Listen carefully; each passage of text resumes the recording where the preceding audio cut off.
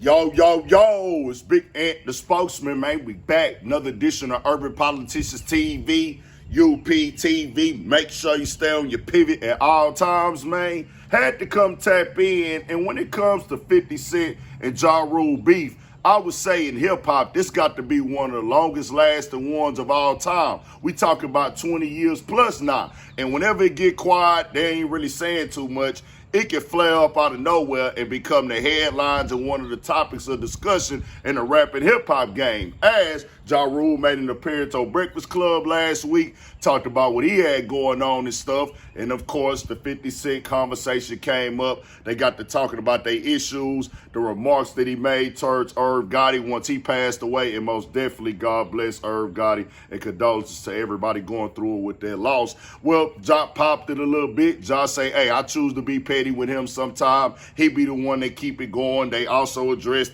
how the media keep it going and stuff as well. But 50 Cent did like the verbiage, of course. Either way, he was going to poke fun at it after Ja Rule made the comment saying he was going to go nuclear and things like that. When he posted it up, mocked him even more, took another shot at Irv Gotti, even threw a little jab at the Breakfast Club, really just mocking the whole situation. Well, Ja Rule decided after that, I'm going to go be petty. He started turning up at 50, going off on him, popping it towards him, called him a federal informant and things like that. Well, we saw that go down. 50 didn't respond. But Ja Rule woke him back up again as he went back to Twitter and started posting paperwork and everything. He posted up the meme with the woman with the hot dogs hitting her face and said, this is what you 50 fanboys look like in these comments. You make your woman proud, I'm sure.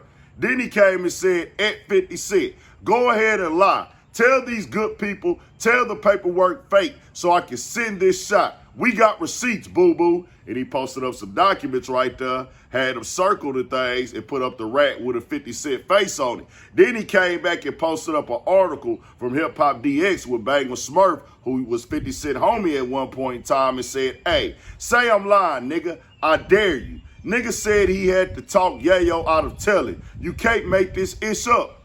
Then he put up again and said, boo-boo, the rat order of protection is crazy. I thought they was tough. Then he came back and said, order of protection is very real. Them boys is rats.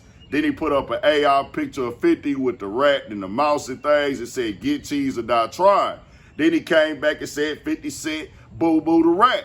And then this right here is where it get real at, because Law Ronnie, who is the lawyer who has represented a lot of celebrities and different people in the entertainment. I know he represented Pooh Shiesty, he's down there in Florida, represents Kodak Black and a lot of different other entertainers. He decided to come in and give his expertise in the legal field on this 50 Cent conversation of him being a rat and a foreman. It says Ja Rule does not know what he's talking about, and this is fake and it's not real. Ja Rule, who served time for failing to file tax returns over a 5-year period and attempted criminal possession of a weapon in 2010, he was sentenced to 28 months in prison after failing to pay $1.1 million. There was no snitch involved in his case, yet he keeps insisting that 50 Cent was an informant and then used the above to try and prove it. Let's talk about his proof.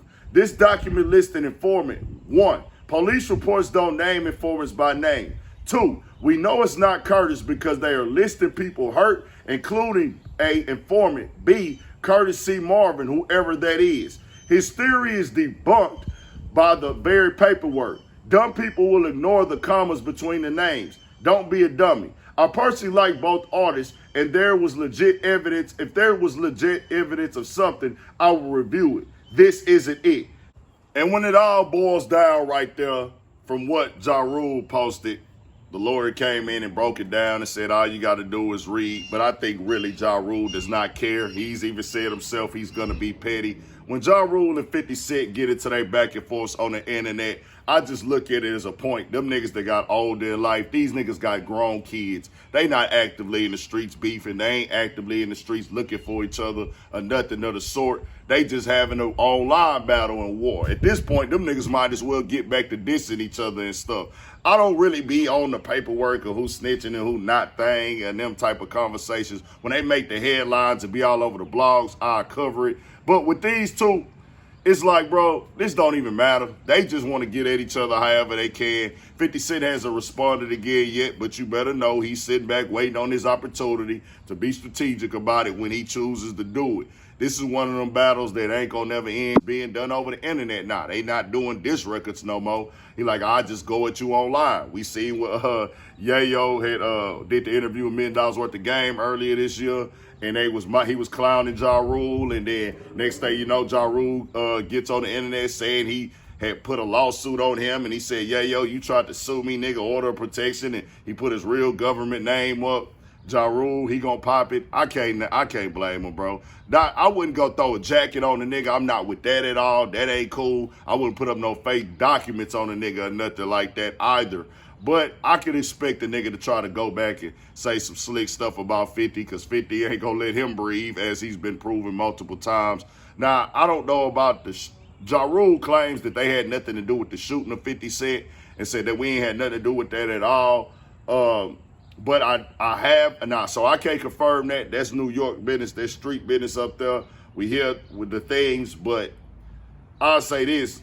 I did see the video where Herb Gotti said he tried to blackball 50 Cent. 50 Cent even posted that after he died, where he said he wanted to blackball him, tried to blackball him, and everything like that to keep him from having a career. And he actually played it to 50 Cent's favor, and that made him have to go out to the West Coast to get with Eminem and Dr. Dre, and that really propelled his career. He said, if I could have, I would have done it differently, and I would have had him, one of these labels sign him instead of telling everybody not to sign him, because if he would have signed to a label that was in my reach or I had relationships at, I could have had people shelve him. But when he went way to the West, I couldn't do that. So he was just saying he would have did it differently. It's a blackball 50 Cent. So 50 Cent, that's just what this is. I don't agree with the dissing of the dead at all.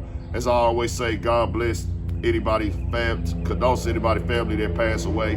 But these niggas just getting older and they gonna pop it on the internet, man. This like the old school niggas that be in your neighborhood and don't like each other, they be hanging out things. Just one of them situations. We'll call it, speak on it when the people want to know about it. Tell me what y'all think. We got more coming, more videos, all that. 1,000 for shit show. Stay on your people.